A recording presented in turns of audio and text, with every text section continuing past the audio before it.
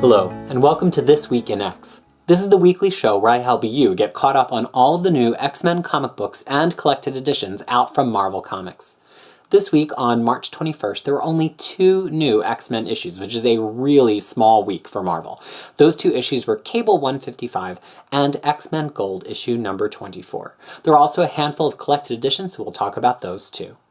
Before we get started, I just want to take a moment to talk a little bit about the mission statement of This Week in X, and to talk a little bit about my mission statement as a comic book fan.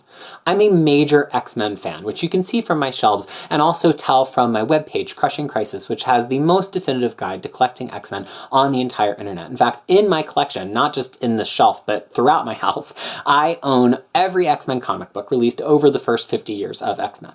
But just because I own all of those comics, it doesn't mean that I'm an expert. And it doesn't mean that my opinion is any more valid than anybody else's opinion.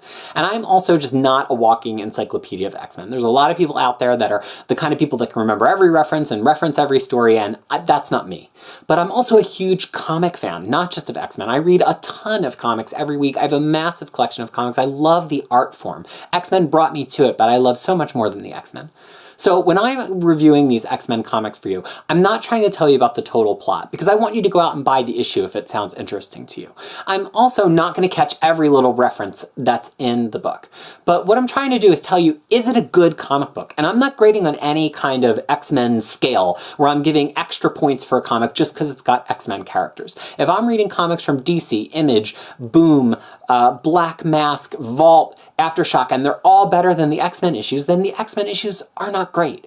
So I know that some people have watched this and had a little bit of frustration with I'm not giving the full background, I'm not an encyclopedia, and that I'm tough on the X-Men issues.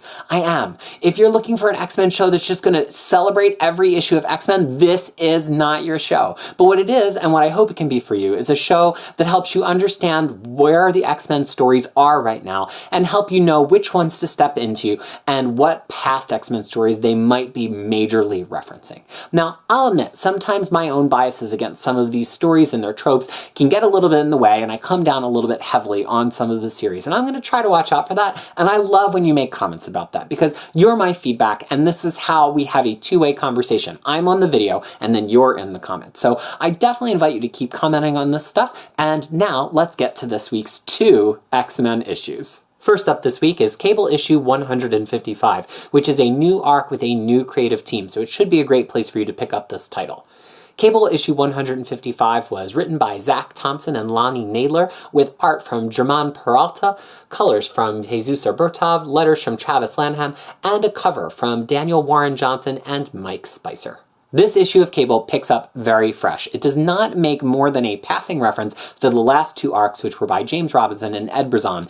And honestly, you could probably read it without knowing too much specifically about anything in Cable's recent history. The only prerequisite it really assumes is that you know Cable and Hope and their relationship together. Now, Hope was the baby that kickstarted the return of the mutant gene at the beginning of Messiah Complex in 2008, and then after that story was over, Cable was charged with taking Hope into the future where he could keep her safe, much in the way that he was sent to the future as a baby to keep him safe, and bring her back at the time that she might have the most impact on mutants in our present day. Now, there has been more to Cable and Hope's story after that. Of course, it continued into Second Coming. Hope wound up being a major factor in Avengers vs. X-Men. But then Hope kind of became a little bit of a lost thread as different writers started picking her up, and she wasn't like the main thread of the X-Men franchise anymore. But she had a good showing in Dennis Hopeless's Cable and X-Force at the beginning of Marvel Now, and then Simon Spurrier wrote a really interesting X-Force series that really changed the nature of Cable and Hope's relationship,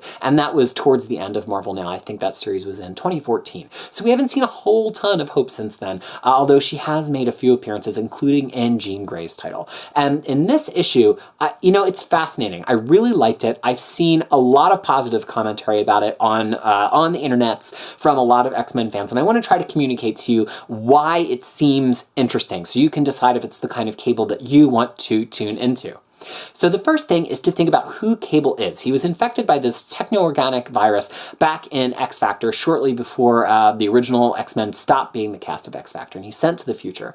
And so Cable has grown up throughout the future and then eventually comes back to our present day. And he was parented in the future by his actual parents, sort of, Cyclops and Jean Grey. I say sort of because really his parent was Madeline Pryor, who is the clone of Jean Grey.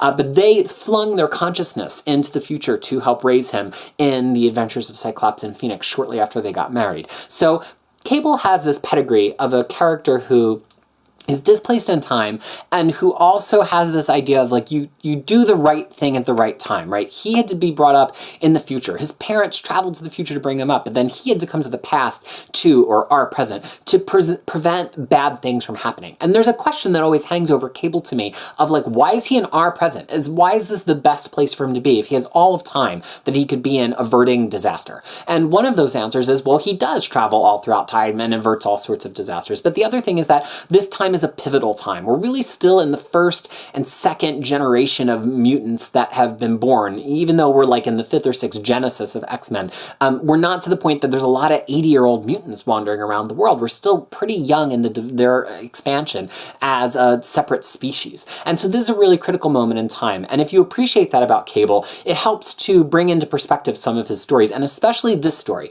which takes the idea that Cable has had something haunting him since his youth in the future, and it's related to his techno-organic virus, which has infected his body and he barely keeps in control through his telekinesis and psionic powers, although sometimes it comes and goes. There's times that he's had it under more control and times that he's had it under less control. But you don't really need to know that to understand that this thing is stalking him through time, and it likes when he's afraid and he's on the ropes. Now that's the Cable half of the story. The Hope half of the story is that Hope really doesn't have a place in this world. She's learned how to be a mercenary, raised in the future like Cable, and been brought back to this present world that thinks she's so important, which is so different than Cable, right? Nobody really knew about Cable when he first came back until they all realized he was Cyclops' son, and that kind of changed the way the X-Men relate to him. But Hope, everybody assumed was important, and it's kind of like her flash in the pan is over. She's like a former child star. Nobody knows what to do with her, and there's a great scene with her and Kitty here in this issue where Hope is like, I'm gonna stay at the X-Mansion, I need to be with people, and Kitty's like, you're welcome here, but she doesn't really know how to deal with Hope because she doesn't have relationships with a lot of characters on these teams. And so that brings Cable and Hope back together because this thing travels to the past to try to affect Cable, but it winds up realizing that in this time period, Hope is the best way to get to Cable. So we get a great Cable and Hope story hinted at here. We get somebody, it feels like these writers really understand Cable. They understand all of that stuff about him being in the future and him kind of seeking the right time to make an impact. And that's the story I want to read about Cable. Less about him being time cop and more about him feeling this compulsion to be at the right place and the right time, because that was what was done for him as a baby.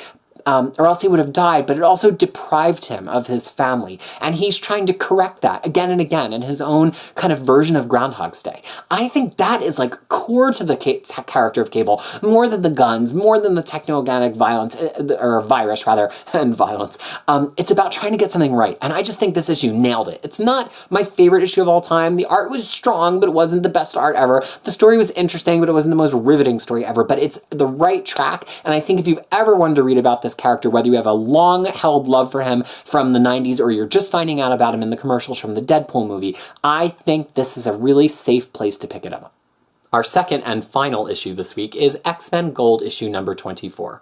X-Men Gold issue number 24 was written by Mark Guggenheim with art from Tony Silas, color art from Arif Prianto and Marcio Menez, letters from Corey Petit, and a cover from David Nakayama. Let me just say that my disclaimer at the beginning of this episode has a little bit to do with X-Men Gold. This title just has not been clicking with me, and it's causing me to have a little bit of fan rage. And I'm going to try to tamp that rage down and talk about this a little bit more objectively, but I still need you to know that in the scope of reading probably 150 comic books in the last 10 days, this is pretty low on the scale, but it's not bad. And that's what makes it hard to react to X-Men Gold for me sometimes, that it's like a mild X-Men, experience. It's not great, but it's not often totally wrong and terrible. And it's hard for me to kind of place it in the middle. There's probably a lot of X-Men fans who are really enjoying it because it's got the right mix of characters in it. And this issue definitely has the right mix of characters. We get a little bit of a prison riot action between Storm, Kitty, and Rachel Summers. We don't see any of the gentlemen that are in prison, which is Nightcrawler and Colossus.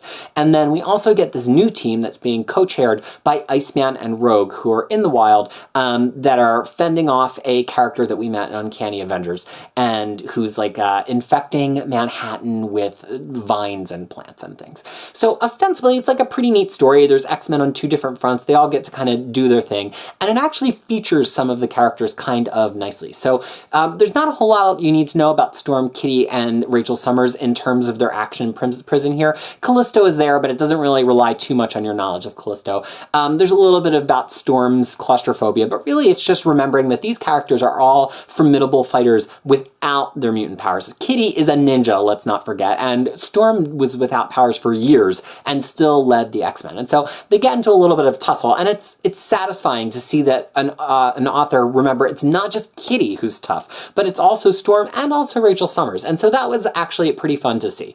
Then in this main arc, story, well, actually that's probably the main arc, but the story that takes up most of the issue is this fight in Manhattan. Now, there's positives and negatives here. The positive for me is we get to see two things that I feel like a lot of writers avoid. One is that we saw Rogue use her absorption powers in a controlled, strategic way. I was a big fan of Mike Carey giving Rogue control of those powers again in X-Men Legacy, and I've kind of been bummed that she's back to just not being able to use them all the time however she likes, because I think it doesn't really allow us to enjoy how much the character has grown.